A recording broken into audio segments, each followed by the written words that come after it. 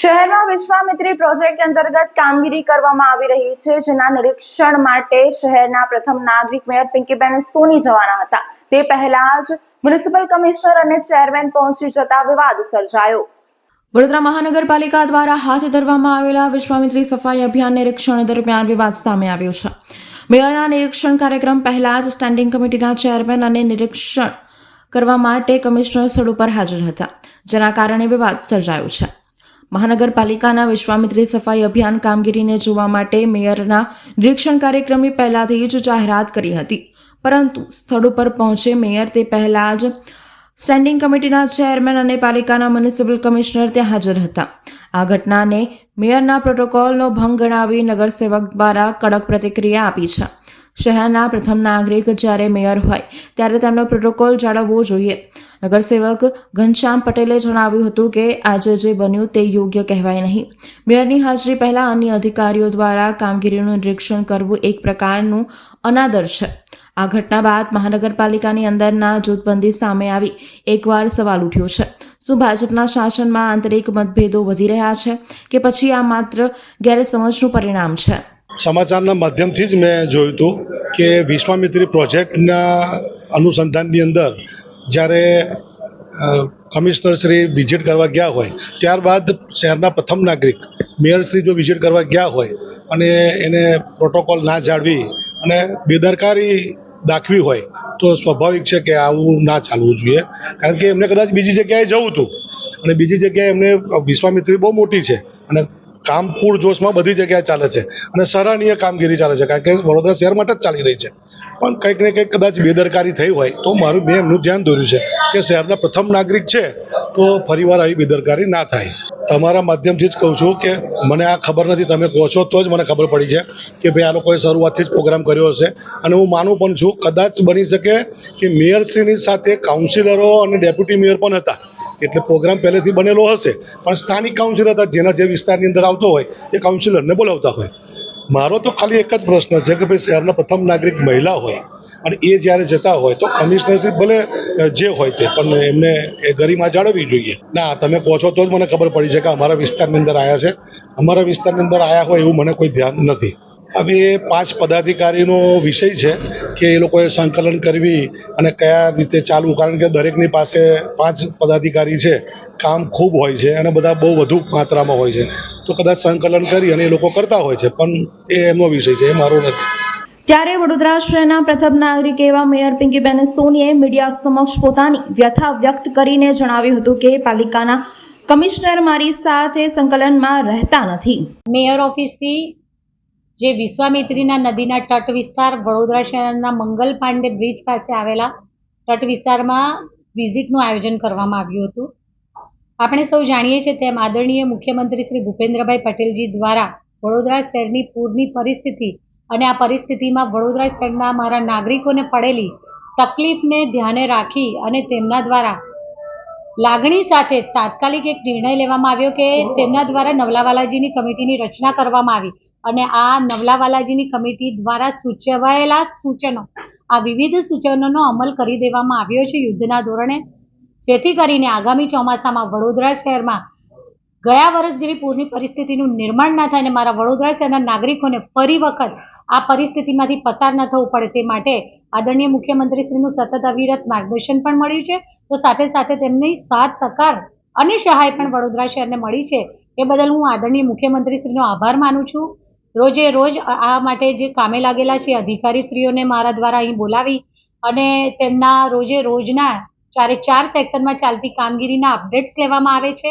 4 સ્થળે કેટલીક સાધન સામગ્રી છે અને કેમ કે જળચર જીવો પણ છે આ વિશ્વામિત્રી નદીમાં, પછી તે મગર હોય, કાચબા હોય અને નદીના તટ વિસ્તારમાં વસતા પશુ પક્ષીઓ, આ બધાની પણ રક્ષા સાથેની કામગીરી ચાલી રહી છે.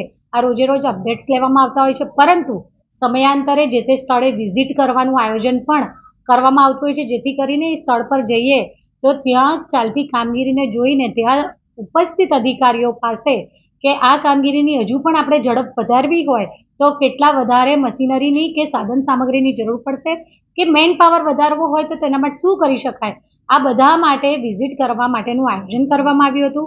મેયર ઓફિસથી 11:30 વાગે આ વિઝિટનું આયોજન કરવામાં આવ્યું હતું. જેવી રીતે મેયર ઓફિસથી કોઈ પણ વિઝિટનું કે કોઈ પણ કાર્યક્રમનું આયોજન હોય ત્યારે 5 પદાધિકારીઓ હોય, વહીવટી પાંખ તરફ કમિશનરશ્રી હોય, એમના અધિકારીશ્રીઓ હોય કે પછી જે સ્થાનિક વિસ્તાર છે ત્યાંના કાઉન્સિલરશ્રીઓ હોય, આ બધાને ફોન કરીને જાણ કરવામાં આવે છે. તો સાથે સાથે વડોદરા શહેરના જે મીડિયા ભાઈઓ છે તેમને પણ પીઆરઓ દ્વારા મેયરના વિઝિટ અંગેની માહિતી આપવામાં આવતી હોય છે. 11:30ના ટાઈમે રખાયેલી, સવારના 11:30ના ટાઈમે રખાયેલી આ વિઝિટમાં હું 11:19 એટલે કે 12-15 પહેલાં પહોંચી ત્યારે પહેલેથી જ ત્યાં કમિશનરશ્રી અને અમુક પદાધિકારીઓ ઉપસ્થિત હતા. મેં મારા દ્વારા ત્યાં પહોંચતામાં જ કમિશનરશ્રીને ઊભેલા જોયા એટલે હું ત્યાં એમની પાસે ગઈ અને મને એમ કે અમે વાત કરીએ કે અહીંયા શું આપણે આગળ વધારે કામગીરી ઝડપથી થાય એના માટે શું કરવું જોઈએ કે શું અપડેટ્સ છે. એમના દ્વારા એટ એ ટાઈમ મને એવું કહી દેવામાં આવ્યું કે ધાર્મિક દવે એટલે કે જે આ કામગીરીના ઇન્ચાર્જ છે, ધાર્મિક દવેએ તમને વોટ્સઅપ કર્યો છે, આપ જોઈ લો એટલે અત્યારના લેટેસ્ટ અપડેટ તમને મળી જાય, જેથી કરીને કોઈ પૂછે તો આપને માહિતી આપવા માટે સુગમતા રહે. પરંતુ એમને મારી સાથે ઇવન વાત કરવાનું પણ ટાળ્યું, ખબર નહીં કેમ, પણ એમને મારી સાથે વાત કરવાનું પણ ટાળ્યું.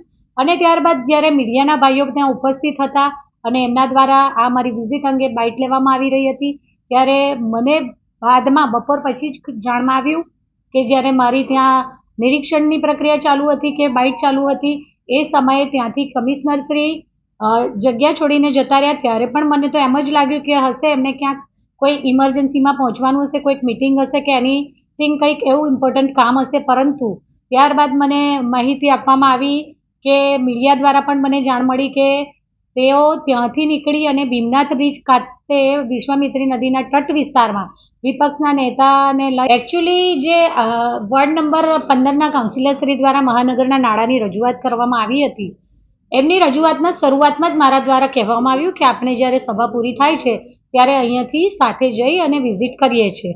અને આ જે પણ ઘટના એ દિવસે બની છે તે મારા દ્વારા આવું કહેવાયા બાદ બની છે. અને મેં જ્યારે સભાના અધ્યક્ષ સ્થાનેથી એવું કીધું હોય કે હું આ વિઝિટ કરું છું સભા પૂર્ણ થયા પછી, એટલે મારે વિઝિટ કરવાની જ હતી અને અમે અહીંયાથી જ બધા સાથે જ ઉતરીને વિઝિટ કરવા ગયા છે. એટલે હું નથી માનતી કે એવું કોઈ કારણ હોય છે. એકચ્યુઅલી સ્ટેન્ડિંગ સમિતિના ચેરમેન શ્રી ડૉક્ટર શીતલભાઈ મિસ્ત્રીએ પોતે પણ એક જગ્યાએ ઉલ્લેખ કર્યો છે કે જ્યારે મેયર વિઝિટ કરવા જવાના હોય ત્યારે આ વિઝિટ પહેલાં કમિશનરશ્રી હોય કે પદાધિકારીશ્રી હોય સ્વેચ્છાએ એમને પોતાની રીતે ત્યાંની વ્યવસ્થા જોવા વહેલા પહોંચ્યા હોવાનું એમના દ્વારા કોઈ જગ્યાએ ઉલ્લેખ કરવામાં આવ્યો છે. એટલે બની શકે કે એ લોકો આ રીતનું આગળના સમયમાં પહોંચીને વહેલા કામગીરી કેવી ચાલી રહી છે કે શું છે એના માટે ગયા હોઈ શકે. પરંતુ આ જે સ્થાનિક કાઉન્સિલરશ્રીઓને ફોન કરીને વહેલા કેમ બોલાવાયા અને કોણે કીધું છે એ પ્રશ્ન છે અને એ જે તે અધિકારી સાથે વાત કર્યા પછી જ મને માહિતી મળી શકે અને એ અંગે હું કશું ત્યારબાદ જ કહીશ. મને કાલે સભાના સમય દરમિયાન મોડી સાંજે જ કોઈના દ્વારા માહિતી આપવામાં આવી કે આવી રીતે કાઉન્સિલરોને ફોન કરી અને વોર્ડ નંબર 3ના કાઉન્સિલરશ્રીઓને વહેલા આવવાનું કહેવામાં આવ્યું છે. એટલે મેં વારાફરતી સભાના સમય દરમિયાન થોડીક વાર માટે ઓફિસમાં આવી અને વારાફરતી ત્રણેય કાઉન્સિલરશ્રીઓને આ માહિતી માંગી કે શું તમને કોઈ ફોન કરવામાં આવ્યો હતો, અને એમને આ રીતે ફોન કરી અને વહેલા આવવા માટે કહેવામાં આવ્યું હતું. એમની પાસેથી દરેક પાસેથી મેં અલગ અલગ બોલાવી અને એ નંબર લખી દીધો, એ નંબર પર ફોન કરાવી અને આજે અધિકારીને મળવા આવવા માટે કહ્યું છે.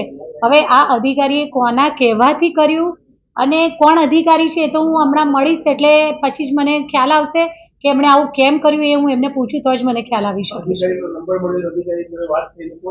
અધિકારીની મેં વાત નથી કરી, મેં પ્રકાશભાઈને નંબર આપી, ડૉક્ટર રાજેશભાઈ શાહ, રૂપાલબેન મહેતા અને છાયાબેન ખરાદી, આ ત્રણેય જોડે જે વાત કરી મેં કાલે અને એમના દ્વારા જે નંબર લખાવવામાં આવ્યો મને માહિતી આપવામાં આવી, ત્રણેયનો જે નંબર સેમ હતો એમાં ફોન કર્યો. પ્રકાશભાઈએ કોઈ દિવ્યાંગભાઈ કરીને કોઈ અધિકારી છે, પરંતુ હું હજી એમને મળી નથી. અત્યારે મેં એમને બોલાવ્યા છે, અત્યારે આવશે કાં તો પછી મારે અત્યારે એક મિટિંગમાં જવાનું હોય ને કદાચ હું સાંજે એમની સાથે બેઠક કરીશ અને ત્યારે જ મને ખબર પડશે કે એમને કોણે એવું કીધું કે મેયરની ગોઠવાયેલી વિઝિટ કરતાં વહેલા કાઉન્સિલરોને બોલાવો અને કીધું તો કેમ કીધું અને એમણે પણ આ કામગીરી કોના કેવાથી કરીને કેમ કર્યું. ની ગરિમા માટે થઈને પણ વડોદરા શહેરના એક નાગરિક તરીકે મેયર અહીંયા ભલે પછી બેઠેલું કોઈ પણ વ્યક્તિ હોય, પરંતુ તે વડોદરા શહેરનું પ્રથમ નાગરિક હોય, ત્યારે આપણે સૌએ વડોદરા શહેરના સૌ નાગરિકોએ એક સરખી પ્રતિબદ્ધતાથી મેયરના સ્થાનની ગરિમા જાળવતા જ હોઈએ છીએ. હવે આ જે પણ થયું છે એ કેમ કરવામાં આવ્યું છે તે તો એ લોકો જ એનો જવાબ આપી શકે. વિશ્વામિત્રી પ્રોજેક્ટનું જ્યારે પ્રેઝન્ટેશન હતું તે દિવસે પણ આગલા દિવસે આ પ્રેઝન્ટેશનનું આયોજન કરવામાં આવ્યું છે એવું મને જણાવવામાં આવ્યું હતું. અને પ્રેઝન્ટેશન જ્યારે સ્ટેન્ડિંગ સમિતિના સૌ સભ્યશ્રીઓ, અધિકારીઓ અને અમારા 5 પદાધિકારીઓની હાજરીમાં સર્વપ્રથમવાર વડોદરા મહાનગરપાલિકાની સમિતિની રૂમમાં કરવામાં આવ્યું, ત્યારે મેં પહેલીવાર જોયું અને ત્યારે મેં જે નોટ ડાઉન કર્યું એના દ્વારા જ મેં આપ સૌ મીડિયાના ભાઈઓને એ વિશ્વામિત્રી પ્રોજેક્ટ અંગેની માહિતી પ્રોવાઈડ કરી હતી. એના આગળ મને આ વિષયની કોઈ મારી સાથે ચર્ચા થઈ હોય કે કોઈ મને માહિતી આપવામાં આવેલ ન હતી, છતાં પણ અત્યાર સુધી મને એમ જ હતું કે અમે એક પરિવાર છીએ અને સાથે મળીને કામગીરી કરી રહ્યા છે. અને મેં પહેલાં કહ્યું તેમ કે વડોદરા શહેરના સૌ મારા સાથી સભાસદશ્રીઓ પોતપોતાના વિસ્તારમાં જ્યાં જ્યાં કામગીરી ચાલે છે, પછી તે કાંસની સફાઈ હોય, વિશ્વામિત્રીનું ડ્રેઝિંગ ચાલી રહ્યું હોય, પ્રતાપપુર આજવા સરોવર હોય કે કંઈ પણ કામગીરી જ્યાં આ નવલાવાલાજીની કમિટીએ સૂચવેલા કામો હોય, ત્યાં દરેક કાઉન્સિલર પોતપોતાના સમયે અવારનવાર પોતે જઈ અને વિઝિટ કરતા હોય છે. સમગ્ર શહેરના બધા જ લોકો, બધા જ કાઉન્સિલરો આ વિઝિટ કરી અને આ વિશ્વામિત્રી પ્રોજેક્ટ સાથે સૌ સાથે જોડાયેલા જ છીએ. ગઈકાલે મારા દ્વારા જે વિઝિટનું આયોજન કરવામાં આવ્યું અને મેં તો મારા લેવલથી મેયરની ઓફિસમાંથી બધા જ જેટલા પણ લોકોને કરવાના થતા હોય આ બધાને ફોન કરીને અને જે રીતે માહિતી આપવાની થતી હોય આપવામાં આવી છે. પરંતુ તેમના દ્વારા મને માહિતી આપવામાં કેમ નથી આવી રહી કોઈ પણ વિઝિટ અંગેની, એનો જવાબ તો માત્ર ને માત્ર જે વિઝિટ કરી રહ્યા હોય અથવા વિઝિટનું આયોજન કરી રહ્યા હોય એ લોકો જ આપી શકે. બાકી અવારનવાર મારા દ્વારા પણ આગળના સમયમાં પણ, કારણ કે 4 સેક્શનમાંથી માત્ર 1 સેક્શનની જ આ વિઝિટ કરવામાં આવી છે. આગામી સમયમાં બાકીના 3 સેક્શનની વિઝિટ પણ મેયર ઓફિસથી આયોજન કરવામાં આવશે. તો સાથે સાથે પ્રતાપપુરા સરોવર હોય, આજવા સરોવર હોય, ત્યાંની કામગીરીનું નિરીક્ષણ કરવાનું આયોજન પણ આગામી દિવસોમાં થનાર છે. તો સાથે સાથે બેરણા ખાતે જે ઐતિહાસિક નવીન તળાવ વડોદરા મહાનગરપાલિકાની 5 હેક્ટર જમીનમાં જે આયોજન કરવામાં આવ્યું હતું ત્યાં પણ કામગીરી કેટલે પહોંચી છે તેની વિઝિટ કરવામાં આવશે. અને વડોદરા મહાનગરપાલિકા દ્વારા ચાલતા વિવિધ પ્રોજેક્ટો આની પણ વિઝિટ કરવામાં આગામી સમયમાં આવનાર છે. અને મેયર ઓફિસમાંથી પ્રોટોકોલ પ્રમાણે જે પણ લોકોને જાણકારી કરવાની થતી હોય છે તે અત્યાર સુધી પણ કરાતી આવી છે અને આગળના સમયમાં પણ આ જાણકારી આ જ રીતે સૌને ઉપલબ્ધ કરાવવામાં આવશે. કારણ કે અત્યાર સુધી જ્યારે પણ મેયર અને કમિશનરની બેઠક થતી હોય, 5 પદાધિકારીઓ હોય, વડોદરા શહેરના વિકાસલક્ષી હોય કે કોઈ પણ કામગીરી હોય, ત્યારે આ રીતની બેઠકો થતી હોય છે, એકબીજાને ચર્ચા વિચારણા કરવામાં આવતી હોય છે. પરંતુ ખબર નહીં કેમ આ રીતનું કોઈ આયોજન કરવાથી કે કોઈ વિષયમાં ચર્ચા કરવાનું ટાળતા હોય એવું મને અનુભવાયું છે અત્યાર સુધી. એટલે બની શકે કે કોઈ કોમર્સ ગ્રેજ્યુએટ કે કોઈ માસ્ટર ગ્રેજ્યુએટ એટલે કે ડબલ ગ્રેજ્યુએટ છે અને કોઈ આઈએએસ છે, તો બની શકે કે કદાચ એજ્યુકેશનના લેવલમાં આઈએએસ કે ડૉક્ટર જેટલું આપણે એજ્યુકેટેડ ન હોવાથી કદાચ વાત કરવામાં સુગમતા ન રહી શકે એવું હોઈ શકે.